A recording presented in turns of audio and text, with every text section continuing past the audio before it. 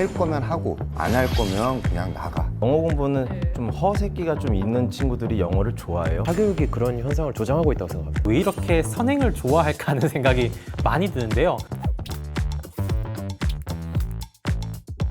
어렵기만 한 교육 이야기 더 쉽고 더 알차게 전해드리겠습니다. 에듀그립 신지원입니다. 네, 입시 컨설팅하는 박승경입니다. 뜻한 바 입시학원 원장 나중면입니다. 세전동 미래학원 고3 입시 팀장을 맡고 있는 한승주입니다. 수능을 공부하고 있는 학생 유준입니다. 요즘에 학생들이 굉장히 치열하게 공부를 하고 있을 텐데요. 학부모랑 학생들이랑 흔히 하는 착각들이 있다고 합니다. 어떤 게 있을까요? 이제 다들 고등학교를 어디로 갈지 결정을 하는 시기고 특히 고등학교 입학에 대해서 중3들이 어느 시기보다 고민이 많아질 때 같습니다. 그런데 이 시기쯤 되면 전 늘 드는 생각이 참 중학생들 왜 이렇게 선행을 좋아할까 하는 생각이 많이 드는데요. 현행도 제대로 안 잡혔는데 선행 2바퀴, 3바퀴 아니면 2년, 3년, 4년의 고도 선행을 바라는 학부모님들 그리고 학생들이 좀 늘 있는 것 같아요. 사실 가르치는 사람들이 늘 하는 얘기는 선행보다 더 중요한 게 심하다. 하나를 알더라도 제대로 알고 가야 된다는 말들을 사실 늘 하게 되는 것 같아서 그게 학부모님과 학생들의 가장 큰 오해가 아닐까. 이 선행이 나의 성적을 보장할 것이다 라고 하는 것. 그게 좀 큰 오해다라고 생각을 합니다. 그러니까 선행은 내가 정말 현행에서 더 공부할 게 없어서 진도를 나가야 될 때 뽑는 것이지 선행 그 자체가 목적이 되는 것은 사실 교육에서 유익이 거의 없다라고 생각을 하거든요. 저는 그 부분에 대해서 한번 짚어보고 싶었습니다. 네, 승주쌤은 어떻게 생각하시나요? 네, 저도 공감을 많이 하고요. 일단 저는 항상 이렇게 비유를 할 때 이제 학생들은 선수잖아요. 그리고 저희는 이제 코치이자 감독이고 이 선수들을 이제 필드 주전으로 뽑을지 안 뽑을지는 사실상 지도하는 이제 선생님들이 판단을 하는 거거든요. 본인들도 아실 거예요. 근데 다만 뒤처지는 기분이 드니까 뭔가 남들은 막 선행을 하고 고등학교를 하는 건데 우리는 중3 거에서 좀 더 심화를 한다고? 근데 사실 그것도 고등학교 거거든요. 근데 그 점에서 조금 많이 이제 오해를 하시는 측면이 있는 것 같아요. 네, 나쌤은 어떻게 생각하시나요? 저도 물론 공감하는 부분이고요. 네. 학부모님들께서 착각을 하고 계신 부분도 있지만 학부모님들한테 가장 드리고 싶은 말씀이 아이들 좀 괴롭히지 마라. 현행을 활용 못하는 아이한테 한참 뒤에 선행을 가리키려고 하고 문제를 제가 강의를 하면서 풀려보면 아이들이 책을 가지고 다녀도 못 푸는 책이 더 많아요. 근데 그런 아이들을 자꾸 선행을 치고 나가려고 하니까 아까 전에 소장님께서 말씀하셨던 것처럼 현행이 완벽하게 되면 선행을 해도 되는데 안 된 상황에서 선행이 가니까 오히려 현행도 안 되고 선행도 안 돼서 나중에는 그 본인 학령 것도 못 해요. 그러니까 저는 그냥 가장 강조하고 싶은 게 아이들 괴롭히지 마라. 학부모들 착각 속에서 아이들이 힘들어지니까 그 얘기를 좀 하고 싶네요. 그래서 나중에 이도저도 안 될 수도 있다. 실질적으로 너무 많이 봤습니다. 그렇죠. 저도 현역에서 직접 입시생들을 가리키고 있기 때문에 네. 너무 많이 봤어요. 결국 본인들이 공부하고 시험 치르는 건데 나중에 본인들이 힘들어집니다, 이게. 류준 학생은 어떻게 생각하시나요? 제가 보기에는요, 학원만 다니면 뭐 다 잘 될 것이다 라던가 어떤 선생님만 믿고 따라가면은 잘 할 수 있을 것이다, 이런 거를 너무 맹목적으로 믿는 게 아닌가 그런 생각이 들거든요. 학원을 다녀도 되게 잘 열심히 수업을 집중하면서 듣는 학생이 있는가 하면은 학원에서 시간만 때우는 형식인 경우도 있거든요. 그런 친구들은 계속 다녔을 때 실력의 향상이라던가 이런 게 잘 안 되는 거를 저도 같이 다니면서 많이 봤던 것 같아요. 학원을 다닌다 하더라도 스스로 공부하려는 태도, 이런 게 좀 중요하다. 독학을 하라는 얘기는 아니지만 뭐 독학할 때의 그 스스로 하겠다는 마음가짐이 중요한 것 같다, 그렇게 생각합니다. 저 여기에 대해서 하나 얹고 싶은 말이 있는데요. 아마 다들 공감하실 텐데 공부를 할 때 밀도가 너무 중요한 것 같아요. 내가 1시간 공부를 해도 그동안 머리를 타는 공부를 하는 사람이 있고 인터넷 강의를 보는데 넋놓고 보느라 1시간을 때워버린 사람도 사실 있고, 근데 이게 학교 수업이든 학원 수업이든 모든 곳에서 이제 공존을 하잖아요. 근데 학생분 얘기 딱 들으니까 드는 생각이 학생들이 그냥 학원에 앉아있다는 위안, 인강을 받다는 위안, 여기에 그냥 안주를 하고 나만의 치열한 공부를 시행하지 않음으로써 그냥 지식이 둥둥 떠있는 그런 상황들을 많이 보는 것 같아요. 그런 부분을 생각하면 내가 집중해서 스스로 공부한 시간이 모든 학생들에 좀 꼭 필요하지 않나라는 생각도 좀 듭니다. 일단 학생들이 강의 같은 걸 봤을 때도 이게 정말 공부를 한 건지 아니면 그냥 시청을 한 건지 그거를 일단은 본인들이 깨우쳐야 돼요. 선생님 저 공부했어요. 인강 봤는데요, 뭐 강의 영상 봤는데요. 근데 그거는 시청일 수도 있거든요, 사실. 저도 한 가지 말씀드리자면요. 물론 뭐 독서실에 가서 뭐 자습을 하기도 하고 하는데 학원에 가면 학원에서 실질적으로 있는 시간이 너무 길어요. 그러니까 스스로 공부할 수 있는, 자기 독학할 수 있는 시간이 없어요. 소화가 안 되죠. 근데 학원에서 막 한 과목에 4시간, 5시간씩 붙잡아 놓고 수업은 실질적인 강의는 들어야 1시간, 2시간도 못 들어요. 나머지 2시간, 2시간 반, 3시간은 혼자 앉아서 문제를 풀어요. 그리고 모르는 거 질문하라고 하지만 학부모님들은 그것도 착각을 하고 있는 게 학원에 가서 무조건 긴 시간만 있다 보면 이 아이가 공부를 했다고 생각해요. 그 시간에 공부를 하는 애들 중에서 질문을 하는 아이들도 있지만 안 하는 아이들이 더 많다는 거예요. 그러면 걔네들은 독학할 수 있는 시간도 뺏기고 학원에서도 효율성이 떨어지는 학습을 하고 오는 경우예요. 그러니까 그 부분도 학부모님들이 염두에 두시고 아까 전에 소장님 말씀하신 것처럼 좀 밀도 있는 그런 공부를 할 수 있는 그런 게 좀 되면 좋겠습니다. 공통적으로 말씀을 해주신 게 밀도 있는 공부를 하는 게 정말 중요하다라고 말씀을 해주셨는데 수능형 인간이랑 내신형 인간이랑 또 나눠져 있다라는 말도 제가 들었어요. 이런 게 따로 나눠져 있을까요? 우리 모두의 지향점은 수능형 인간이어야 된다라고 생각을 합니다. 그러니까 학력고사 세대에서 수능으로 넘어오면서 학생들한테 단순 암기가 아니라 여러 가지 사고력들을 요구하는 형식의 시험으로 많이 변화를 했어요. 물론 완벽하게 오지 않아서 아직 수능이 논서술형으로 바뀌어야 된다라는 큰 논제도 있긴 하지만 어쨌든 굉장히 사고력 중심의 시험이란 말이에요. 제대로서 고등학교 교육과정 내의 내용들을 이수했다라고 하면 수능이 또 고득점이 나올 수 있는 어떠한 교육 환경이 갖춰져 있는데 이것을 이제 목표로 해야 된다. 전 그래서 수능 문제를 풀어낼 정도의 지식과 사고력을 겸비한 학생이 이 교육과정이 요구하는 최종적 인재다라고 생각은 합니다. 그런데 이것들을 갖추지 못한 학생들은 일부 수시가 유리한 학생들이 있는 것 같아요. 누구냐고 하냐면 이런 사고력과 논리에선 조금 약하거나 혹은 갖추지 못했으나 암기가 굉장히 뛰어난 학생들은 이 수능은 못 칠지언정 내신은 잘 나오는 아이들이 있어요. 저도 그런 게 있습니다. 저도 내신은 최상위권이었는데 사실 모의는 그만큼 못 따라갔어요. 이런 아이들은 사실 수능이 극복할 수 없는 한계인데 내신은 극복할 수 있는 어떤 집단이 있단 말이죠. 이런 케이스들은 사실 전 내신형이라고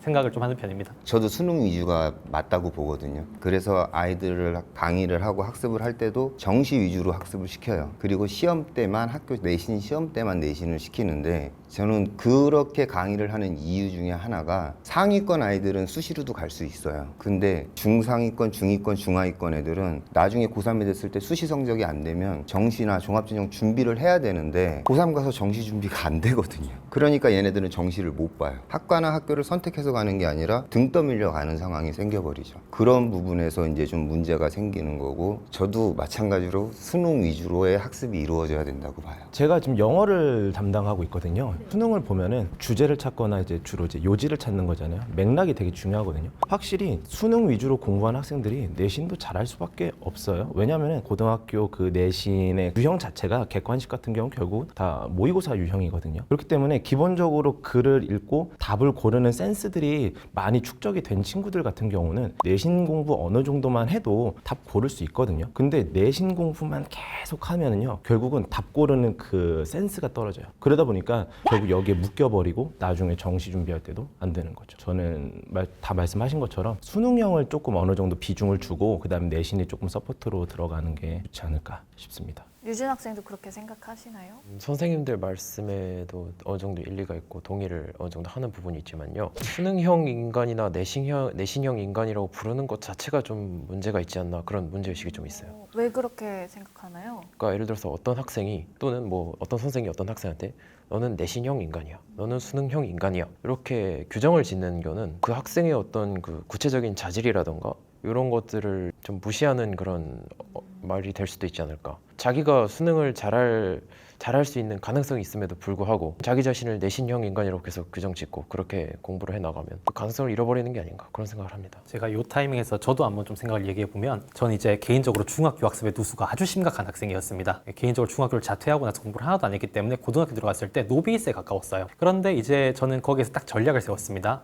내가 이게 그 모의고사로는 답이 없겠구나. 그러니까 그냥 내신을 박박 외워서 여기서 최상위권을 맞아서 이걸로 어떻게든 대학을 가야겠구나라는 저의 좀 전략이 있었거든요. 지금 생각을 해도 이게 수능으로 갔으면 저는 대학을 잘 못 갔을 것 같아요. 그런데 이런 부분에서 그러니까 우리 교육 철학에 대한 얘기는 좀 잘했는데 그것보다 좀 더 테크니컬한 부분이 있어서 내신형 학생과 수능형 학생을 굳이 나눠보려고 하면 암기가 강하면 내신형, 사고력이 강하면 수능형, 베이스가 좋으면 수능형, 베이스가 좀 없으면 내신형 정도로 좀 구분할 수 있지 않나 이런 생각도 좀 들긴 합니다. 물론 학생들한테 뭐 넌 내신형이야, 넌 수능형이야 이렇게는 안 하죠. 근데 다만 이제 저희가 이제 지도자잖아요. 그럼 학생들이 저희가 어느 쪽으로 이제 방향을 틀어야 할까요 했을 때 저희는 당연히 넌 내신형이니까 일로 가 이게 아니라 이쪽으로 하면 너한테 좀 유리할 거야. 이런 식으로 이제 기분 상하지 않게 말을 하죠. 지금 말씀하신 것처럼 왜 정시 위주로 학습을 평상시에 하다가 시험 때는 내신 위주로 하고 이렇게 가는 그 부분이 아이들이 피해보지 않게 하기 위해서 이제 저희들은 그냥 서포트를 해주는 것 뿐이거든요. 너 이렇게 해, 너 이렇게 해, 이렇게는 그렇게는 할 수가 없기 때문에. 근데 이제 비중을 좀 정시 위주로 많이 둬서 공부를 했으면 하는 바람이 이제 좀 큰 거죠. 그래서 아까 그 착각 그 비슷한 거로 이제 덧붙이자면은 왜 내신을 준비를 오랫동안 안 하느냐 그거예요. 근데 사실상 내신 범위라는 건 정해져 있잖아요. 그것만 계속 돌려버리면 나중에 사고력이 안 쌓이고 문맥이나 이런 거를 좀 확장시킬 훈련이 안 되거든요. 착각하시는 분들이 분명히 우리들은 다 내신으로 갈 건데 내신 기간은 조금 하고 정규는 좀 길게 하니까 그거에 대해서 조금 많이 오해를 하시는 것 같아요. 화내시는 학부모님들 사실 그게 다 훈련이거든요. 평소에 공부하는 훈련을 잘 쌓아야지 그쵸. 나중에 또 공부도 원활하게 할 수 있다. 여러 개를 접해봐야 하니까. 자, 그리고 학생들이 대학을 갈 때 고민을 많이 하는 것들이 있어요. 학과인가요, 간판인가요? 라고 많이들 고민을 하거든요. 이게 상당히 민감한 건데 개인적으로 이과는 과가 더 중요하지 않을까 싶거든요. 그리고 문과 쪽은 그래도 간판이 조금 아직까지는 중요하지 않은가 싶긴 합니다. 네. 물론 문과 쪽에서도 그 과를 나와야만 하는 그 과가 있잖아요. 근데 그런 거 제외하고는 웬만하면 다 이과 쪽이 더 전문적이고 그 과를 나오지 않으면은 그 진로로 나갈 수 없는 케이스가 많기 때문에 그래서 이과생들 같은 경우는 주로 이제 자기가 전공하고자 하는 그 과를 위주로 선택을 하는 게 많고 문과 쪽에서도 전문적인 거 제외하고는 그래도 아직까지는 간판이 중요하지 않을까 생각이 듭니다. 저는 무조건 학과입니다. 저는 그런 학생들을 너무 많이 봤어요. 고등학교 과정을 지내고 나서 대학을 갔는데 이제 대학을 가서 대학교 강의를 못 들어요. 그래갖고 대학교 강의를 못 듣고 그만두는 아이들을 제가 20년 넘게 봐왔거든요. 고등학교 때 그래도 대학교에 가서 그 교수님 강의를 어느 정도는 들을 수 있어야 돼요. 근데 모 고등학교에서 학생이 갈 수 없는 학과를 보냈어요. 그 친구가 저한테 와서 물어봤을 때 너는 네가 이쪽으로 네가 발달이 돼 있고 잘하니까 이쪽으로 가. 근데 그 학교에서 현수막 걸으려고 그죠? 간판. 그래서 그 아이를 그 학과로 보냈어요. 한 학기 만에 그만뒀어요. 한 학기 만에 그만두고 와갖고 울더라고요. 그런 아이들도 너무 많이 보고 했기 때문에 고등학교 때 어느 정도는 대학교 가서 써먹을 수 있는 학습이 저는 돼야 된다고 봐요. 그래서 저는 무조건 학과입니다. 저도 전반적으로 공감을 하는데요. 저도 사실 입시 컨설팅으로 온 학생들의 굉장히 많은 수요 중에 하나가 이 대학만 붙여주세요. 학과는 상관없습니다. 굉장히 많아요. 근데 실제로 갔다가 8년째 졸업을 못한 학생도 봤습니다. 어떤 케이스냐면 문과에서 보통 학과로 간다고 하면 어문 계열이거든요. 근데 어문 계열을 갔는데 좀 괜찮았고 어문 계열을 가면요. 그 나라에 살다 온 애들이 한 태반 정도 돼요. 그럼 이제 그들한테 밀리고 치이고 하다 보니까 학점은 박살이 나고 그렇다고 대학을 낮추려고 하니까 마음이 안 내키고 그래서 어영부영 8년째 제대로 된 학점으로도 졸업하지 못한 그런 케이스도 좀 많이 보고요. 그리고 두 번째로 막상 그 학과를 나오고 나면요. 막상 대학교 전공이랑 꽤 무서워서 그 분야에 한정된 지식을 쌓게 돼요. 전 이제 개인적으로 교대를 나왔습니다만은 가면 이제 옆돌기, 앞구르기 뭐 이런 거 하거든요. 그러면 막상 그것 외에 어떤 새로운 부분을 하려고 하면 다른 학과 출신들이 4년 동안 쌓아온 전문성만큼이나 내가 사회에서 어떤 포트폴리오를 쌓아야 되는데 정말 쉽지 않은 것 같아요. 특히나 최근 들어서 대학의 이제 어떤 학력이라는 벽이 무너지고 기술 중심의 사회가 되어간다라고 말을 하고 있는 현재 상황이라고 한다면 장기적으로는 특히나 더 이 학과의 영향력이 더 강해지지 않겠는가. 오히려 대학의 위상이 무너지고 기술의 중요도가 올라가면서 우리는 이 고민을 할 날이 오래 남지 않지 않았겠는가 하는 생각도 좀 듭니다. 그러면 여기에서 또 궁금한 게 제가 고등학교나 이런 데 강의를 하러 가면 너 나중에 꿈이 뭐야? 라고 하면 저는 꿈이 없어요. 뭐 해야 될지 모르겠어요. 라고 하는 친구들이 굉장히 많은데 이런 친구들은 그럼 어떻게 학과를 정해야 할지 이런 것들에 대해서 굉장히 고민이 많을 것 같거든요. 이 문제는 사실 사회적으로 굉장히 불거진 문제예요. 네. 우리나라가 통계를 도입하고 난 이후로 네. 꿈이 없는 학생의 비율이 역대 최대치를 달리고 있습니다. 그 이유가 제가 봤을 땐 이제 학생들한테 미디어가 너무 가까워지면서 세상에 대한 이해도가 너무 올라가고 세상에 대한 막연한 불안감이 늘어나다 보니까 쉽게 진로를 정하지 못하는 현 상황이라고 생각을 하거든요. 근데 그렇다 보니 요새 이슈가 되는 게 대학별로 무전공 이런 것들이 많이 있잖아요. 무전공의 점진적 확대가 이루어지고 있고 이들이 제가 봤을 때 진로가 없는 학생들의 품을 만큼의 퍼센테이지가 사실 앞으로 나올 거라고 생각을 해요. 그래서 전략적으로 무전공이나 자유전공 쪽으로 가면 되지 않겠나 정도로 저는 생각을 합니다. 무전공이나 자유전공 일반적으로 경우에도 1학년 학점을 3.0 이상 받으면 2학년 때 자유롭게 전공을 선택할 수 있도록 보장을 하고 있거든요. 물론 이제 메디컬이나 자격증이 나온 학과들 몇 개는 제외겠죠. 근데 뭐 그 정도 3.0이면 다녀보셨으면 아시겠지만 이게 시간이 놀지만 않으면 나오는 점수기 때문에 그 정도 가셔도 되지 않겠나 생각을 합니다. 조금 공감이 안 되는데요. 물론 저는 안 나왔습니다. 저는 2점대로 졸업을 했지만 어지간하면 나오지 않겠나. 자유전공이나 무전공으로 가면 그래도 어느 정도의 꿈이 생기나요? 아니요, 좀 미루는 거 아닐까요? 통계적으로 보면 우리나라에 자기의 대학교 전공으로 먹고 사는 사람의 비율이 30 몇 프로 정도 된대요. 좀 높게 나온 데는 40 몇 프로인데 그중에서 전문직 한 10% 빼버리면 전문직 제외하고는 사실은 제 친구는 건축과 나왔는데 건축 안 합니다.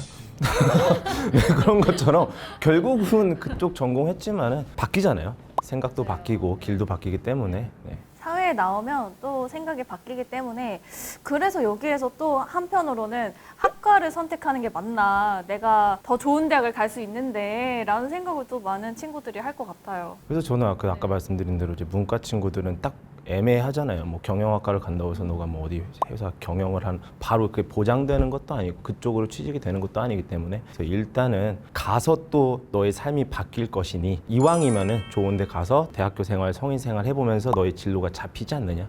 그때 또 맞춰서 가면 좋을 것 같다라는 생각이었습니다. 류준 학생은 좀 진로가 잡히나요? 고민해 볼 만한 부분이 많은 것 같습니다. 그러면 학생들이 상담을 하다 보면 요즘 어떤 학과를 선호하는지 또 어떤 학교를 선호하는지 이런 게 좀 보이실 것 같은데 어떨까요? 대메디컬의 시대라고 볼 수 있죠. 이렇게 세상이 불안정 이런 말 해도 되나? 불안정해질수록 나에게 안정적인 급여를 제공할 수 있는 전공을 선택하려는 수요는 늘어나는 것 같아요. 역대로 살펴보면 이 IMF가 터지고 나서 공무원이 될 수 있는 학과에 대한 수요가 급격히 늘어났지 않습니까? 공무원에 대한 매력이 사라지니까 이제는 또 이게 전문직으로 옮겨가는 거죠. 저는 그런 비례관계라고 생각을 하고 있습니다. 주로 좀 어느 정도 공부를 조금 하는 학생들 같은 경우는 주로 이제 의대 쪽으로 많이 이제 가려고 하죠. 의대를 준비할 때 일반고가 좋을까요? 아니면 특목 자사고나 자공고 이런 쪽이 좋을까요? 솔직히 말씀드리면 의대는 아직 일반고라고 생각은 하는데요. 왜냐면 이거는 변수가 너무 많습니다. 솔직히 지방이면 일반고가 낫고 수도권이 또 좀 다르고 할 것 같은데 의대 준비에 일반고 vs 자사 특목 지금 말씀하신 거랑 똑같이 지방은 일반고도 크게 상관이 없는데 상위권 대학교의 의대들은 가서 못 쫓아가는 학생들을 많이 봤어요. 제가 아까 전에 이야기 듣기로 이 류준 학생도 의대 준비를 하고 있는 걸로 알고 있는데 학교가 꼭 중요하다라는 것보다 의대에 가서 그 의대 강의를 들을 수 있는 실력이 어느 정도는 있어야 된다고 봐요. 그게 안 되니까 아이가 제 서울대 의대를 갔다가 1년 만에 정말로 심각한 상황까지 간 학생을 봤거든요. 아무래도 상대적 박탈감도 많이 느껴질 것 같아요. 1년을 물론 그 친구가 특목고나 이런 데를 나오지는 않았지만 그래도 대치동에서 성적이 전교권에서 전교 1등 이렇게 하던 아이예요. 근데 가서 1년 만에 학교를 못 다녔어요. 그러니까 그런 부분들도 있고 하니까 말씀하신 것처럼 지방은 상관이 없지만 상위권 의대 정도는 특목고, 그렇다고 뭐 꼭 특목고다 그게 아니라 거기서 어느 정도 갖춰서 갈 수 있으니까 아이들이 그거는 조금 낫지 않을까 싶습니다. 전 잠깐 좀 정리를 해봤는데요. 이건 딱 그냥 공식으로 만들 수 있는 것 같아요. 빅5를 가고 싶으면 특목 자사, 자공 쪽이 맞을 것이고 빅5가 아니라고 한다면 일반고 가서 교과 준비하는 게 좀 더 나을 것 같아요. 특히 지방이라고 한다면 아직은 일반고 쪽이 나은 것 같은데 문제는 얼마 전에 이제 교육부에서 의대 입시를 좀 개편하겠다라고 발표를 했어요. 근데 거기에 나온 내용을 보면 학생부 종합의 비율을 많이 늘리겠다라는 발표 내용이 있었습니다. 지금 이제 의대 지역인재 전형을 채택하고 있는 지역들을 보면 지역인재 중에서 비율이 높은 지역은 한 67% 정도가 교과로 학생을 선발하고 있어요. 그러니까 이 내신에 유리한 일반고가 사실 유리함 좀 있는 건데 이걸 앞으로 학종 중심으로 개편한다고 하고 있단 말이죠. 그렇다고 하면 지방에서도 일반고가 더 이상 유리한 게 아니라 자공, 그러니까 자사가 없는 지역은 많으니까 자공고나 자사고 쪽이 아마 많이 유리하지 않겠는가. 특목고는 이제 과학고랑 영재학교의 의대 제한 정책이 걸려버림으로써 앞으로 매력을 잃을 것이고 아마 근 몇 년 내로는 이제 의대 자사 자공의 시대가 좀 올 것 같다는 생각도 좀 듭니다. 아무래도 의대를 준비하는 학생들의 학부모님들에게 굉장히 도움이 되는 정보가 아니었을까 합니다. 근데 요즘에는 공부가 전부가 아니다라고 부모님들도 많이 인식을 하고 계셔가지고 만약에 우리 아이의 재능이 다른 거다라고 하면 다른 걸 좀 개발시켜줄 의향도 굉장히 많더라고요. 그래서 그런 거 자유롭게 이야기해 주셔도 좋을 것 같아요. 그 수능 공부가 대단한 건 아니라고 생각을 하거든요. 그러니까 내가 하고 싶은 게 있다고 했을 때 19살에 치는 수능까지 못 참는 게 전 이상하다고 생각을 해요. 정말 솔직하게. 그러니까 내가 대단하게 하고 싶은 게 있으면 그게 예체능이라면 모르겠어요. 그건 시기가 중요한 문제니까. 예체능을 제외한 대부분의 것들은 어느 정도 일반 상식이 쌓인 선에서 그것들을 트라이했을 때 결과가 나온다라는 말이죠. 그러니까 컴퓨터 코딩 같은 경우도 그 기반 기술이 굉장히 중요하죠. 우리나라가 수능이 요구한 정도의 사고력과 기본적인 어떤 지식을 함양한 상태에서 코딩을 하는 것이 장기적인 성장 가능성이 더 높은 것이냐, 아니면 코딩에만 올인해서 초등학생 때부터 하는 아이가 코딩을 잘할 것이냐라고 하면 글쎄요, 저는 전자라고 생각을 하는 사람이라서. 저는 그래서 사실 어릴 때 잘하는 게 발견되더라도 특별하게 예체능이 아니면 일단 수능 공부까지 시켜라 주의자거든요. 공부가 영 안 될 문제라고 하면 안 하고 그걸 미는 건 괜찮을 수 있겠으나, 안 되더라도 수능 수준의 국영수사과의 기본 소양은 쌓고 가는 게 이 100세 시대에 나머지 80년을 위한 선택으로서 합리적이다라고 공부 생각을 너무 하게 하기 돼요. 싫잖아요. 그러니까 뭐 어디를 가도 하고 싶은 건 할 수 있나요? 저의 공부 너무 하기 싫어하는 학생들한테는 영어는 하라 그래요. 왜냐하면 영어는 놀 수라도 있잖아요. 저는 되게 흥미 위주로 공부해 왔던 사람이라서 다른 사람들이 뭐 수능 공부하기 싫다 뭐 이러는데 전 영어 빼고는 뭐 하기 싫다 이런 느낌 잘 없었거든요. 오, 예. 영어는 꼭 해야 된다고 하셨는데 영어 왠지? 빼고는 왠가요? 왜인가요? 왠지 모르겠어요. 나 영어가 너무 재미가 없었습니다. 근데 저도 영어 진짜 재미없었거든요. 근데 저는 여행을 굉장히 많이 했어요. 그 외국 애들이랑 좀 말 좀 붙여봐야겠다 싶어가지고 미드 엄청 많이 보고 그런 거 다 외워버리고 이런 식으로 해서 영어라고 하면 좀 자신 있다라는 정도가 됐는데, 약간 어릴 때부터 외국 애들이랑 좀 친구로 붙여주면 아 해야겠다. 내가 세상 살아가는데 좀 해야 되지 않을까라는 생각으로 좀 하지 않을까. 영어 공부는 좀 허세끼가 좀 있는 친구들이 영어를 좋아해요. 사실 저는 영어 담 쌓고 살았거든요. 근데 중학교 때 외국 갔다 온 친구가 있는데 걔가 그렇게 중간중간 영어를 섞는 게 헤이요 멋있어 보이는 이러면서. 거예요. 그리고 제스처도 하면은 이러고 가니까 이게 또 저한테는 와씨 멋있다 막 이런 느낌? 그러니까 다른 공부는 안 해도 일단 영어는 하면은 일단 좀 멋있네. 그리고 이런 말 좀 그런데 한국에서만 살 것도 아니고 가서 좀 다른 나라 사람도 만나볼 수도 있는 거고, 만약에 내가 데이트 신청할 건데 하이 이런 것만 할 건 아니잖아요. 뭐 어떻게. 그래서 이런 식으로 좀 이렇게 접근을 하면은 오히려 영어가 더 재밌긴 해요. 동기부여를 하라고. 예.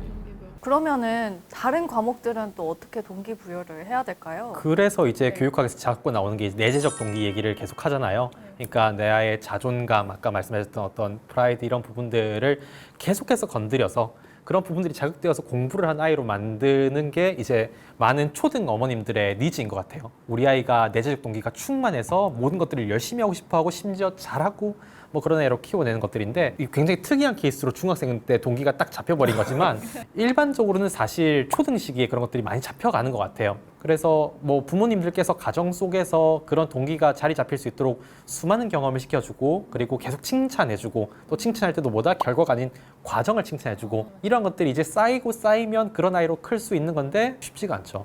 동기부여가 정말 너무 어려운 것 같아요. 저도 생각해보면 공부를 너무 하기 싫었거든요. 뭔가 그 동기부여할 만한 그런 강력한 게 필요한데 딱히 그런 게 뭔지 잘 모르겠어요. 어떤 경험 같은 것도 시켜줘야지 우리 아이들한테 조금 더 도움이 될 만한 그런 방향성을 정해줄 수 있을지에 대해서 많이들 많이 고민하고 계실 텐데, 저는 동기부여를 할 때 좀 이렇게 너무 교과서적인 말만 하면은 사실상 아이들이 귀를 닫는 것 맞아요, 같아요. 맞아요. 그래서 이왕이면은 저는 학생들한테 동기부여를 할 때 지들만의 상상을 할 수 있게끔 동기부여를 하는 거예요. 예를 들면은 뭐 좀 웃기게, 예를 들면은 선생님 영어가 너무 싫어요 이러는데 상상을 한번 해봐.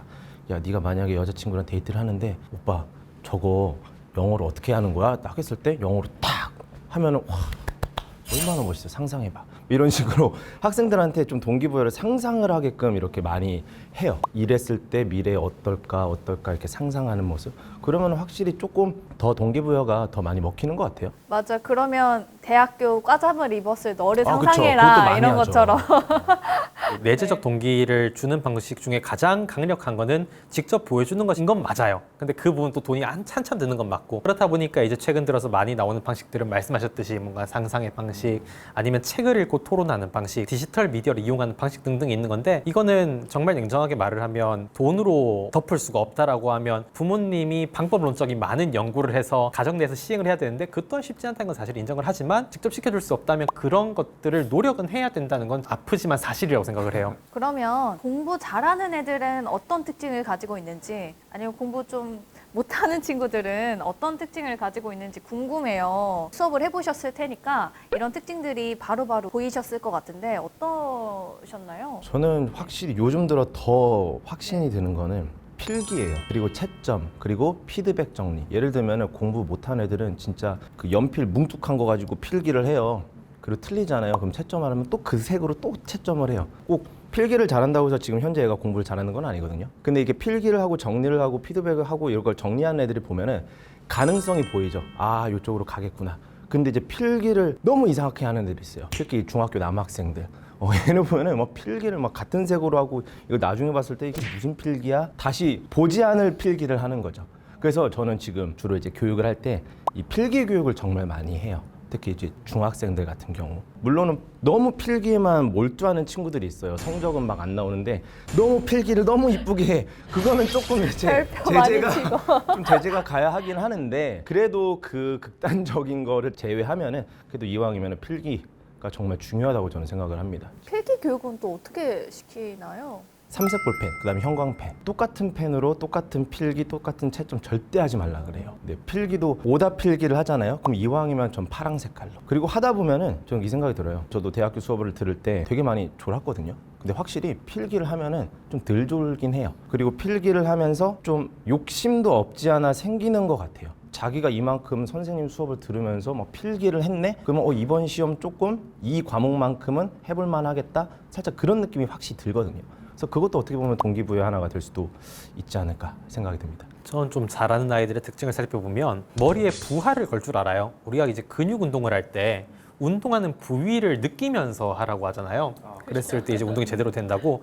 근데 공부도 보면 1시간 공부하고 나면 머리에 뭔가 끓는 것 같은 느낌이 얼굴이 시뻘개져서 드는 애들이 있어요. 사실 상위권 정도라고 한다면 공부하는 시간 자체는 큰 차이가 날 수 없어요. 많은 학생들 12시간, 13시간, 적은 학생들 10시간, 11시간인 거잖아요. 한 90%, 80%는 비슷하단 말이에요. 근데 필기를 열심히 하는 학생들 중에 공부를 못하는 학생들이요. 머리에 부하를 안 걸고 필기한 걸 뺏겼어요. 넉놓고 똑같이 그냥 따라 쓰는 거예요. 무슨 아무 생각 의미가 없이. 있겠어요. 근데 이 공부를 잘하는 애들은 뺏겨 쓰더라도 내가 이거를 곱씹으면서 다시 한번 암기하면서 아니면 반 정도는 가려놓고 이것들을 머리 터져라 떠올리면서 공부를 한단 말이에요. 근데 확실하게 머리에 부하를 걸수록 이게 공부가 된 느낌은 있단 말이죠. 그게 좀 큰 차이인 것 같아요. 같은 행위를 하더라도 부하를 좀 걸 줄 아는 학생이. 맞아, 이게 정말 맞는 대답이에요. 그래서 운동 같은 거 하면은 요즘 이제 근육맨들이 맛있게 먹었다 이러잖아요. 오늘 근육 맛있다 이러잖아요. 그래서 저도 수업할 때 어떤 날 막 미친 듯이 필기를 해요. 강의를 하죠. 그럼 애들 딱 보여요. 오늘 애들 수업 잘 따라오네. 그리고 마지막에 멘토를 야 오늘 수업 맛있었다.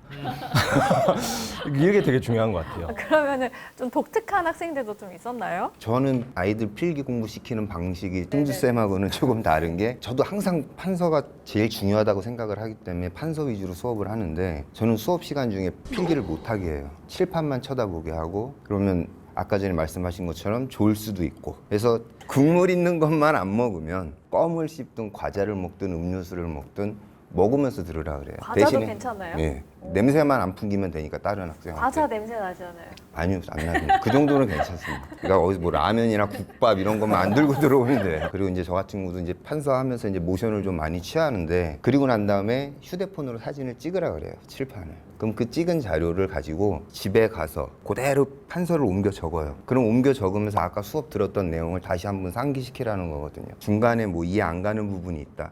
그럼 그 부분 캡처해갖고 저한테 카톡으로 보내요. 그럼 제가 전화해서 답변을 해주거든요. 그렇게 해가지고 이제 필기를 시키는데 그렇게 하는 부분 중에서 또 하나 사진 찍게 하는 이유가 노트는 안 들고 다녀도 휴대폰은 꼭 들고 다니거든요. 아이들한테 항상 이제 부탁하는 게 화장실 갔을 때, 버스 타고 이동할 때 그때 한 번씩만 봐. 그리고 이제 그 다음 시간에 뭐 보충 시간을 잡았거나 이렇게 하면 그때 이제 확인을 한 번씩 하거든요. 필기 안 하고 공부 잘하는 친구는 없나요? 정말 필기가 진짜 최악인데 그냥 타고난 것 같아요. 그냥 쏙쏙쏙 들어오는 애들이 있잖아요. 걔네들은 정말로 좀 특이한 것 같아요. 그런 아이들이 성향이 그래요. 필기를 대충 막 이렇게 했는데 그런 아이들이 그날 필기한 거 내용 해당하는 문제를 그날 가서 바로 풀어요. 그러니까 그 내용을 적용을 시켜보니까 머릿속에서 기억이 오래 가는 거예요. 소위 말해서 천재형이고 가르치는 사람들도 100명에 한 명 볼까 말까한 존재들이기 때문에 키워보시고 계시다면 티가 납니다. 그러니까 그런 케이스가 아니라면 필기를 열심히 지키셔야 되고, 그런 케이스면 필히 알아보고 초등학생 때 영재 교육을 시켜보지 않겠느냐는 제안을 받으시게 될 거기 때문에 굳이 분별하시려고 할 필요는 없습니다. 류준 학생은 학습법이 있나요?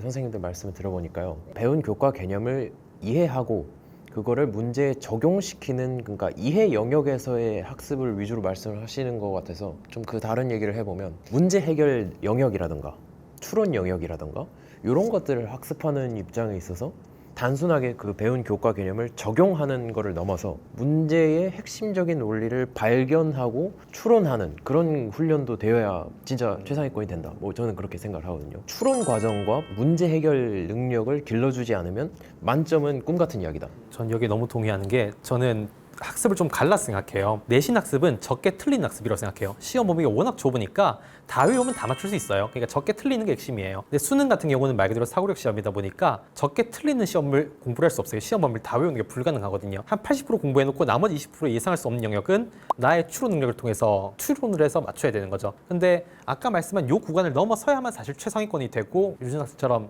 생각을 할 수가 있는 거고, 요 선을 못 넘어선 학생들은 사실은 정말 100점은 요원한 것인데, 요 선을 넘을 수 있는 최종적인 시기가 언젠가인가를 생각해보면 전 중학교 1학년에서 3학년인 것 같아요. 그 시기에 그걸 넘어서지 못하고 고등학교를 간다고 하면 허덕이면서 최상위권과는 멀어진 고3 생활을 해야 된다고 봐요. 배운 내용을 응용하고 추론하는 연습을 끊임없이 해야 된다고 생각해요. 그 시기에는. 말씀을 드리고 싶은 부분이 있는데요. 조금 민감한 얘기일지도 모르겠습니다. 그런데 저는 사교육이 그런 현상을 조장하고 있다고 생각합니다. 소위 말해서 실전 개념이라 그러죠. 선생님들이 특정 문제 유형을 정리해서 학생들이 선생님들이 정리해준 테마를 받아먹는, 그러니까 소위 말하는 떠먹여주는 그런 강의가 많단 말이죠. 그런 강의는 하등 도움이 되지 않는다고 생각합니다. 목표가 80점, 76점이다. 뭐 그러면 괜찮을 수 있는데 92점 이상이다 하면은 그런 강의는 오히려 독이 된다고 보고요. 학생 입장에서 과감하게 시도하고 과감하게 추측하고 이런 태도가 있어야 되는데, 나는 선생님들이 말해준 거 잘 기억해놨다가 써먹어야지 하는 생각이면은 과감하게 추측하고 그 내 추측을 정당화하는 과정이 사라진단 말이죠.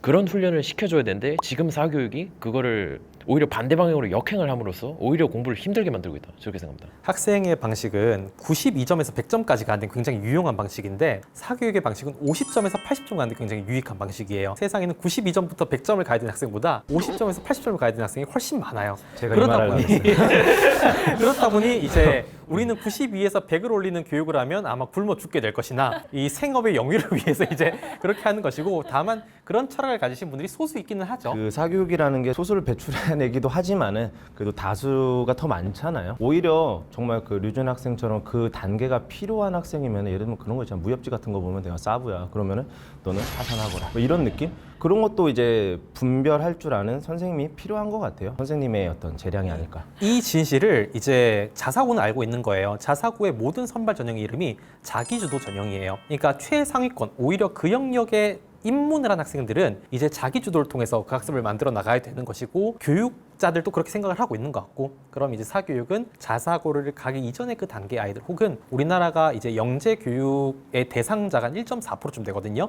1.4%는 우리나라에서 간신히 약대컷 정도 될 거예요. 한 그 정도까지의 학생들은 이제 우리가 영재 교육 대상 혹은 이제 자사고 정도의 이제 최상위 수월성 교육 기관에 맡겨지는 것이고, 그 이외의 사교육은 어떻게 보면 그 이외의 아이들 대상으로 하는 이 시장의 상황이 있는 것 같아요. 과목별마다 그 특성이 다른 것 같아요. 국어나 영어나 수학이나 주요 과목 같은 경우는 하산시키기가 어렵죠. 하지만 탐구 같은 경우는 하산시키기가 쉽거든요. 물론 제가 탐구를 계속 가르쳤으니까 그렇지만, 저는 짧게는 2달에서 길면 4개월이면 애들 내보내거든요. 가르칠 거 다 가르쳤으니까 집에 가 그러거든요. 집에 가서 모의고사 풀다 모르는 것만 갖고 와 이렇게 얘기하는데, 실질적으로 그 선에서 끝나야 돼요. 탐구는 거기다 그만큼의 시간을 투자할 시간이 없어요. 국영수를 해야 되기 때문에. 2개월에서 4개월이면 탐구는 그냥 마스터 가능한가요? 그러니까 2등급 이상 해서 내보내는 거죠. 왜냐면 1등급은 하나만 틀려도 2등급 나올 수 있기 때문에, 실수해서 하나 틀리면 어떻게 해요? 돈 다 물어줘야 되는데. 여기 원장님 계시니까 할 수 있는 얘기긴 한데, 탐구도 학원이 필요하냐도 아주 많은 어머님들께서 주제로 잡으시는 것 같아요. 솔직히 탐구가 학원이 필요하다고는 생각하지 않아요. 아까도 말씀드렸듯이 제가 올해가 25년 차거든요, 탐구만. 근데 이게 기초가 안 돼 있고 과정이 안 돼 있는 아이들 같은 경우는 학원을 가면 좋아요. 왜냐하면 단기간에 끝날 수 있는 과목이기 때문에 베이스가 갖춰진 아이들 같은 경우는 스스로 해도 된다고 생각을 해요. 굳이 탐구에까지 학원비를 쓸 이유는 없다고 생각을 해요. 필요한 아이들이 어떤 아이들이냐면 오히려 국영수를 계속 해가지고 국영수는 등급이 나와요. 탐구가 5, 6등급이에요. 그러니까 너무 안타까운 거죠. 그럼 추석 때부터 바짝 하는 거예요. 왜냐면 국영수가 등급이 나오는 애들은 베이스가 다 깔려 있어요. 그러면 2달이면 2등급 이상 맞아요. 탐구는. 특히 사탐은. 과탐은 조금 힘들지만 사탐은 나옵니다. 근데 공부를 하다 보면 멘탈이 나갈 때가 있잖아요. 멘탈을 잡아주는 선생님들만의 노하우가 있나요? 학생들마다 슬럼프가 있잖아요. 개개인 학생들 이제 상담을 해요. 상담을 하면은 딱 봤을 때 얘가 슬럼프가 왔구나 안 왔구나 이게 판단이 어느 정도 되잖아요. 항상 학생들한테 얘기를 하는 게 나중에 주워 담을 수 있을 만큼만 저질러라. 너가 지금 너무 뭐 여러 가지 상황에 의해서 너무 지금 슬럼프가 왔고 공부가 힘들어. 그러면은 저는 쉬고 싶다 하거나 아니면은 너는 좀 쉬어도 괜찮을 것 같아. 대신에 그냥 놔버리면 안 되잖아요. 나중에 분명히 어떤 동기부여로 인해서 다시 시작할지 모르니까. 그래서 만약에 지금 너가 좀 방전이 됐다라고 하면은 70 정도는 놔라. 그리고 30 정도는 지니고 있어라. 이런 식으로 조금 아이들에게 상담을 많이 하면서 멘탈을 좀 잡아주고 있어요. 무조건 요즘은 계속 해라 하면은 오히려 더 반감만 생기고, 그러니까 자신을 학원에 묶어두려고 하나 이런 생각을 많이 해요. 좀 학생들은 되게 성숙하기 때문에. 그래서 힘든 거는 힘든 대로 인정을 또 해주고, 쉬어야 할 때는 또 쉬어야 된다라고 선생님이 인정을 해주면은 오히려 이 선생님은 진짜 날 위해서 지도를 해주시는구나 이런 느낌이 확실히 들죠. 승주쌤은 굉장히 인자하신 선생님이시네요. 대신에 선생님이 봤을 때 너 다시 올려야 할 때야. 그럼 다시 예전처럼 돌아가자. 그 타이밍을 보면서 상담을 많이 하죠. 그래서 상담이 좀 중요한 것 같아요. 제가 인자하신 선생님이라고 말씀드리는 게 저는 내보내요. 솔직히 학부모님들이 사교육비가 나가는 돈이 금액이 작지가 않아요. 이야기를 하거든요. 너네 어머니 아버님이 길에서 돈 주시셔? 그래요. 제가 무슨 돈으로 학원 다니는 거 아니니까 할 거면 하고 안 할 거면 그냥 나가. 그렇게 해서 이제 내보내요. 그러니까 좀 저는 못됐죠. 아니, 아니죠. 못됐다기보다 센 거죠. 이 세대 공법일 수 있고 우리 학생 얘기 한번. 멘탈 나갔을 때 흔히 학생들한테 나타나는 현상들이 있잖아요. 정해놓은 기상 시간과 수면 시간을 지키지 못했어. 자기 관리가 깨진다던가. 이런 사건이 아무리 성실한 학생이라도 한 번은 있을 거라고 생각을 하거든요. 근데 그 순간에 그러한 사건에 대해서 의미 부여를 어떻게 할 것인가가 관건이라고 생각합니다. 그 사건을 나 자신이 게으르고 뭐 대학을 못 갈 사람 인 것의 증거 정도로 의미 부여를 하게 되면 그 이후로는 이제 정상적으로 공부를 할 수 없어 버리는 거죠. 저는 그래서 슬럼프 오고 뭐 제대로 공부가 도저히 안 된다 그러면 저는 산에 갑니다. 등산. 네, 등산이요. 산에 가서 정상도 좀 보고 걸으면서 문제 그거 왜 냈지? 그 왜 이렇게 발문을 줬을까? 생각 계속 하면서 그러니까 명상하는 시간도 갖고 그렇게 해서 돌아오면 그동안 공부했던 것, 쌓였던 것들이 머릿속에서 잘 종합이 되면서 더 강해짐, 더 실력의 향상 이런 걸로 이어진다. 이렇게 그러니까 의미부여를 다르게 해보자 뭐 이런 말씀을 드리는 겁니다. 제가 딱 원하는 그 방향이에요. 학생들한테 너무 자기를 너무 잠그지 말라고 해요. 막 다 특히 고3들 뭐 N수생들 보면은 너무 빡빡해요. 근데 그거 하나 진짜 로봇이 아닌 이상 지켜질 수가 없거든요. 그거 하나 어겨지잖아요. 그럼 자괴감 들고요. 점점 힘들어요. 그래서 조금 놨으면 좋겠어요. 왜냐면 지금 말씀하신 것처럼 분명히 목표가 있는 학생이었으면 이미 축적된 게 분명히 있습니다. 그거를 발휘를 못해서 그런 거지. 그 풀어내는 시간이 필요하다고 생각을 합니다. 저는. 학생분한테 저 궁금한 게 하나 있는데 이제 어쨌든 최상위권이셨고 고등학생 때도 재수를 하신 지금도 최상위권이시고 고등학교 때 수능 공부를 할 때와 재수생으로서 수능 공부를 할 때 감각이 많이 다를 것 같아요.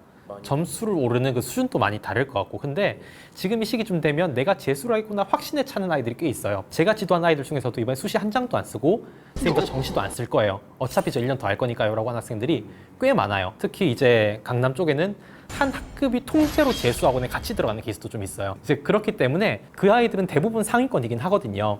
그 아이들이 재수를 한다고 했을 때 어떤 감각으로 재수하게 될지 경험담을 좀 얘기해 주시면 학생들한테 많이 도움이 될 것 같아요. 솔직하게 말씀을 드리자면 고등학교 3학년 공부의 연장선이다. 왜냐하면 수능이라는 시험 자체가 1년, 뭐 2년, 3년 공부한 성취를 평가하는 시험이 아니라 공부하는 과정을 평가하는 시험이기 때문에 좀 그렇다고 생각합니다. 시험 자체 본성, 그 평가원 지침 보면 나와 있잖아요. 좀 그런 부분을 좀 이야기하고 싶고요. 작년에 모의고사 공부할 때와 올해 수능 공부할 때 감각 차이는 많이 다른가요? 확실히 학교를 안 다니잖아요. 그러니까 N수생 같은 경우에는 학교를 등교를 안 하기 때문에 그만큼 많은 여유 시간이 확보가 되었다. 내가 공부를 하는 것 자체는 고등학교 3학년의 연장선이지만 새로운 부담을 안게 되었다라는 관점이죠. 그러니까 새로운 부담이라는 거는 이제 학교는 강제로 9시까지 등교를 해야 하지만 내가 학교를 안 다니는 와중에서 생활이 어디까지 망가지지 않고 할 수 있을 것인가, 그런 게 이제 새로운 부담이다. 그런 부분을 제일 신경을 많이 썼던 것 같지만 공부 자체는 크게 달라진 것은 없다. 그러면 생활 자체가 망가지지 않기 위해서 하는 것들이 있나요?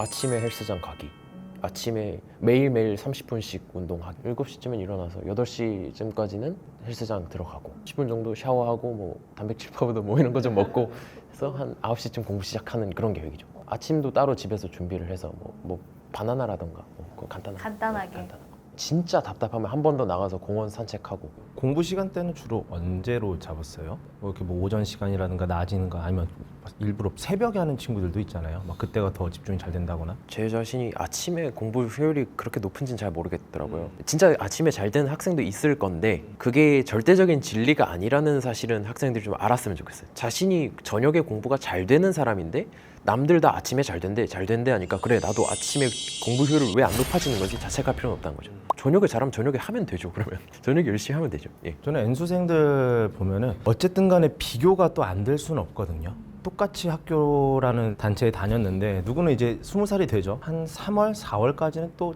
성인이고 자유로우니까 기분 좋을 거예요. 주변 친구들이 3월 돼가지고 뭐 학기 들어가고 뭐 하면은 혼자 남아 있잖아요. 혼자 남아 있고 눈 떠보니까 막 새가 지저귀고 그 시기면 또 봄이잖아요. 그러면 되게 이게 마음이 흔들리고 자괴감도 많이 들거든요. 그래서 저는 이제 제자들 중에서 재수를 한다라고 하면은 어떻게 얘기를 하냐면은 친구들이 분명히 너를 불러낼 거다. 대학 간 친구들이 저녁에 불러내가지고 같이 뭐 치맥을 한잔 할 때도 막 자기는 모르는 막 대학교 얘기, 나 이번에 선배들이랑 뭐 예를 들면 뭐 OT도 가 무슨 프로젝트 준비해 뭐 팀플 막 이런 얘기하고 선생이란 단어도 안 나오고 이제 교수님이라고 하잖아요. 그러면 N수생들은 되게 동떨어지거든요. 그래서 차라리 공부를 할 때 대학에서 공부하고 있는 시기 있죠. 그때 너는 똑같이 걔네들처럼 공부를 하는 거야. 그리고 저녁에 친구들이 불러냈을 때 같이 나가서 나도 지금 정말 열심히 잘 하고 있어. 너네랑 다를 거 1도 없어. 사회 나가면 1, 2년 차이 말씀하신 것처럼 티도 안 나. 이런 느낌으로 좀 자신감 있게 생활을 하면은 오히려 재수 생활이 더 활기찰 것 같아요. 그럼 저녁에 나가는 거에 동의를 하시는 거예요? 대신에 이제 대신에 그 친구들이 대학교 생활을 하고 있는 시기 때 내가 모든 걸 다 해놨으면은 그러면은 놀 때도 화끈하게 놀 수 있잖아요. 오늘 할 거 했으니까. 이 부분도 아까 말씀하신 거랑 저랑 딱 저기 한 게 N수생 애들이 한 학급에 같이 들어가서 지금 제가 운영하고 있는 학원에도 그런 반이 있어요. 뭐 약대를 가기 위해서 재수를 하려고 그런다 이러면서 아까 유준 학생 의대 가기 위해서 재수하는 것처럼. 근데 그 학생뿐 아니라 저는 재수한다고 저한테 와서 이야기를 학생이 하면 딱 한마디 합니다. 단 1분 1초도 네 시간 갖지 않을 자신 있으면 해. 이 시간을 가질 거면 재수하지 마. 나중에 재수하면서 쓸 그 학원비 모아갖고 그걸로 대학교 등록금 내고 대학교 가 아무데나. 그리고 가서 편입을 해. 차라리 류준 학생처럼 뭐 운동하는 시간, 뭐 산책하는 시간, 산에 가는 시간, 이거는 본인을 위한 시간이거든요. 그러니까 그거는 낭비하는 시간이 아니기 때문에 그런 시간까지 갖지 말라는 게 아니라 좀 아까 말씀하신 것처럼 뭐 친구들이 불러서 나갔다 그런 시간을 가질 거면 하지 말라 그래요, 저는. 뭐 일주일에 한 번 불러도요. 예, 재수를 하면서 수능을 볼 때까지 1분 1초도 갖지 않을 자신이 있으면 하라 그래요. 오히려 저는 일주일에 한 번 친구가 불러내면 동기부여 받고 들어갈 것 같아요. 좀 약간 자괴감도 느껴지지 않을까요? 자괴감이 이제 드는 시기도 있겠지만 그게 어느 정도 올라가고 하면은 시기가 지나잖아요. 그러면 오히려 자극이 될 수도 있다고 봐요. 물론 그 목표가 어느 거냐에 따라 다를 것 같아요. 정말 내가 재수라는 데 있어서 진짜 초상위 대학을 가야 된다. 그러면 당연히 어느 정도 자기 시간을 줄여야 하는 게 맞죠. 근데 막 그 정도로 내가 엄청 최상위권이 아니다라고 하면은 너무 자기를 조여가면서 할 필요는 없다. 근데 저는 사람이 한 명이 가지는 의지력이라고 하는 게 소모제라는 얘기를 계속 하거든요. 어디에 가둬놓고 총구녕을 뒤통수에 겨눠두고 공부를 시킨다고 이게 하루 종일 되진 않는단 말이에요. 근데 그렇다고 봤을 때 저는 개인적으로 끊임없이 할 수 있는 아이들은 끊임없이 하는 게 맞다라고 생각은 해요. 하지만 이 의지라는 것의 캐파가 총량이 작은 아이들은 가끔씩 풀어줄 필요도 있다. 제 생각을 아이들한테 전달을 하고 그렇게 할 거면 해라라고 이제 이야기를 하는 거지. 그렇게 얘기해줘도 실질적으로 그렇게 하는 놈들 하나도 없어요. 나가서 쳐 누르려고 정신없지. 근데 이 말씀이 맞는 것 같아요. 우리가 어떤 행위 제언을 할 때는 그 행위를 100% 수행할 것으로 기대하지는 않는 것 같아요. 근데 이제 해주길 바라는 마음이죠. 그렇게. 난 얘기했다 이런 거는 나 얘기했어. 그러면 꼭 파라군 같은 데서 학원을 다니는 게 좀 좋을까요? 그 재수생의 기준으로 말씀하시는 것 같아요. 왜냐하면 네. 여기에서 현실적으로 현역 때 파라군 학원을 라이딩할 수 있는 집안은 그렇게 많지 않을 거예요. 재수생 때를 말씀하시는 것 같은데 전 사실 재수 때 굳이 어떤 파라군 혹은 강남 대성 같은 아주 명문 학원에 갈 필요는 없다라고 생각은 해요. 저도 같은 생각입니다. 강의를 가서 해보면 거기서 성과를 보는 아이들 진짜로 성적이 조금 이렇게 오르는 게 아니라 자기가 좀 목표해두는 대학교까지의 성적이 오르는 아이들을 진짜 많이 보면 한 10%, 안 그러면 거의 한 5%대 그 정도밖에 못 봤어요. 그게 크게 작용한다고는 생각 안 해요. 저는 관점을 좀 돌려서 가고 싶어 하면 보내줘라. 그러니까 간다는 것 자체가 학부모가 기대한 만큼의 열렬한 결과를 낳지는 않는다. 하지만 원한다면 보내줘야 한없이 수험 생활을 할 수 있다 정도로 생각을 해요. 지금까지 이렇게 이야기를 나눠봤는데요. 한 분씩 오늘 이야기했던 거에 대해서 소감 한마디 듣고 마무리하도록 하겠습니다. 저도 오늘 원장님과 우리 최상위권에서 선두를 달리면서 수능 공부하고 우리 학생의 얘기는 너무 인상 깊었던 것 같아요. 아마 들으시는 어머님들한테도 동일한 맥락이 전달됐을 거라고 생각을 하고요. 제가 아까 PD님한테도 말씀을 드렸는데 교육학이라는 학문에서는 이 교육학을 집대성하는 근간 학문으로서 교육 철학을 이야기해요. 그러니까 이 교육과 관련된 다양한 학자들의 의견을 철학으로 치부하는 측면이 교육학에서 좀 있는 것 같아요. 근데 그건 뭐냐라고 하면 어떤 하나의 정답을 정론으로서 여길 수 없는 교육학의 가치가 이 학문의 명칭에 반영되었다고 생각하거든요. 이 모든 것 일부 그 측면에서는 맞다라고 볼 수 있는 여지가 있다는 거죠. 근데 그걸 오늘 대화에서도 많이 느낀 것 같아요. 원장님과 팀장님들의 생각이 저랑은 또 달랐지만 일부 인정할 수 있는 부분이 있고 좀 차용해야 되는 부분들이 있고 어떤 학생한테는 이게 맞고 어떤 학생한테는 이게 맞고 그래서 요 콘텐츠가 이제 정답을 찾으러 많은 분들이 들어오셨겠으나 뭔가 그 이상의 철학적인 의미를 전달받고 또 삶에 적용할 만한 가치를 남길 수 있는 영상이 되지 않나 좀 생각을 합니다. 이 자리에 와서 오히려 더 빨리 학생들 만나서 정말 열심히 강의해서 정말 원하는 목표 이루게끔 진짜 서포트 해주고 싶다. 이런 생각이 많이 들었어요. 오히려 제가 이런 자리에 일단 초청을 받았다는 것 자체가 제가 지도하고 있는 학생들에 대한 책임감으로 더 와 닿더라고요. 그래서 오늘 강의 또 한번 맛있게 한번 해볼까? 막 이런 느낌? 이거를 또 느끼고 가는 기회가 되었습니다. 저하고는 스타일이 다른 부분에 좋은 말씀 많이 들었고요. 또 유준 학생 이야기를 들으면서 아이들한테 대해야 되는 제 태도가 조금 바뀌지 않을까 그런 생각이 좀 들고요. 오늘 이 자리에 와서 즐겁고 반가웠습니다. 예. 일단 먼저 여기 선생님들이랑 이야기를 할 수 있는 기회가 돼서 좋았던 것 같고요. 사교육에 대한 이야기나 멘탈 관리에 대한 이야기나 이런 것들이 듣는 사람이 변화할 수 있는 계기가 됐으면 좋겠다. 자기 자신에게 어떤 모순이 있는데 그걸 애써 덮진 않았는지 그런 거를 자기 진단해서 성장하는 계기가 됐으면 좋겠고 수험 생활이 힘든 건 사실은 내가 아닌 주변 환경, 그러니까 뭐 입시 제도라든가 이런 시스템에 대한 측면과 자신이 어울리지 못해서 일어나는 고통들이 제일 힘든 부분이라고 생각하거든요. 근데 뭐 자기 자신에 대한 모순은 성찰하면 그만이지만 사회적인 문제는 제 힘으로는 어떻게 할 수 없는 거니까 끝없이 투쟁해라 이 정도만 이야기할 수 있을 것 같습니다. 꼭 내년은 학생의 해가 됐으면 좋겠습니다. 진짜 진심으로 응원합니다. 큰 박수로. 좋습니다. 오늘 이렇게 알찬 이야기들을 나눠봤는데요. 다음번에도 에듀그릿에서 알찬 교육 정보를 드리기 위해서 다양한 주제들로 찾아뵙도록 하겠습니다. 고맙습니다.